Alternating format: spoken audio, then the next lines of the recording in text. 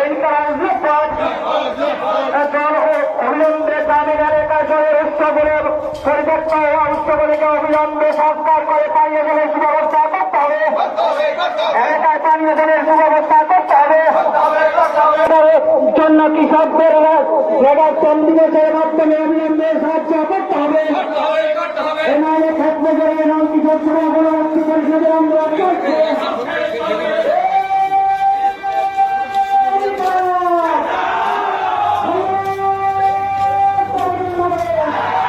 এই দাবিগুলি হচ্ছে এই রাজ্যের কৃষকের, এই মহকুমার কৃষক, শ্রমিক, সাধারণ মানুষ এবং বিলোনিয়াবাসীর অত্যন্ত প্রয়োজনীয় সেই দাবিগুলি এখানে উত্থাপন করেছেন। প্রথমত কৃষকদের যে বিষয়, কৃষকরা দীর্ঘ আন্দোলন করছে গোটা ভারতবর্ষে। আমাদের রাজ্যে কৃষকের ফসলের ন্যায্য মূল্য চাই, ন্যূনতম সহায়ক মূল্য চাই।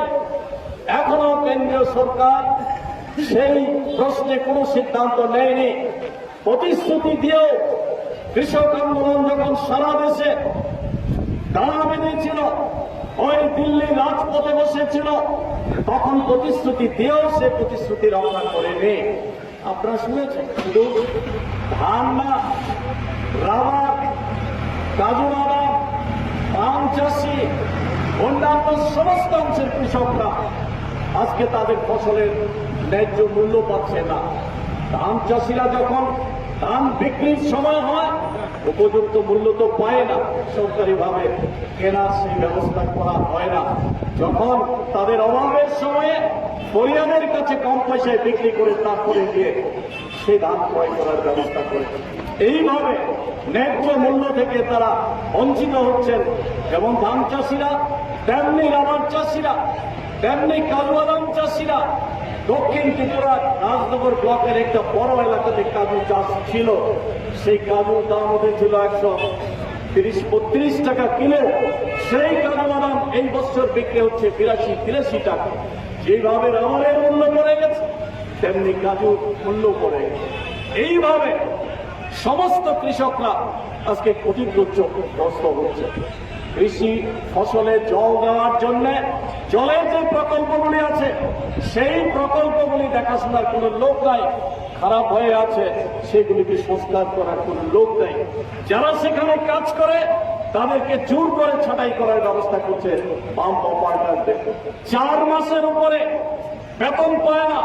এই 23-এর নির্বাচনের ফল ঘোষণার পর থেকে আজকে এই অবস্থার মধ্যে দাঁড়িয়েও আমাদের মা বোনেরা নিরুপায় হয়ে, জল নাই, বিদ্যুৎ নাই, দিনের পর দিন, সপ্তাহের পর সপ্তাহে বাধ্য হয়ে রাস্তায় বসে পড়ছে জলের কলসি নিয়ে। জল দিতে হবে, বিদ্যুতের লাইন সম্প্রসারণ করতে হবে। এই রাজ্যের মধ্যে যে সরকার আছে, এই সরকারের দায়িত্বটা কি? উদাসীন সরকার। 2018 সালে সরকার প্রতিষ্ঠিত হওয়ার পর থেকে যেভাবে বিভ্রান্তকারী ক্ষমতায় এসেছে, একটা প্রতিশ্রুতিও পালন করেনি।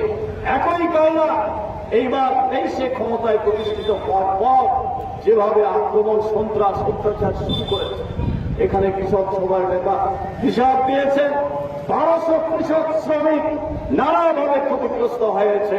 গোটা মহকুমার মধ্যে, গোটা রাজ্যের মধ্যে এইভাবে ক্ষতিগ্রস্ত হয়েছে। অবিলম্বে তাদের ক্ষতিপূরণ দিতে হবে। তারা যেন বাড়ি ঘরে ফিরে আসতে পারে, সেই পরিবেশ তৈরি করতে হবে। গণতন্ত্রের উপর একটা ভয়ঙ্কর আক্রমণ চলছে গোটা রাজ্যে। অভাব, অভিযোগ, কাজের দাবি তোলার কোনো সুযোগ নেই।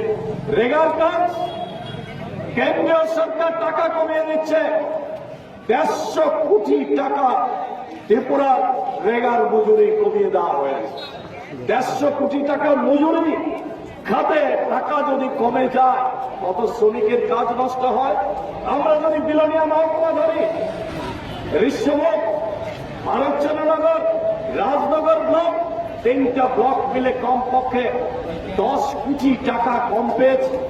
এই 10 কোটি টাকা 200 টাকা করেও যদি মজুরি হয়, অন্তত 5 লক্ষ শ্রমিক কাজ করার সুযোগ পেল।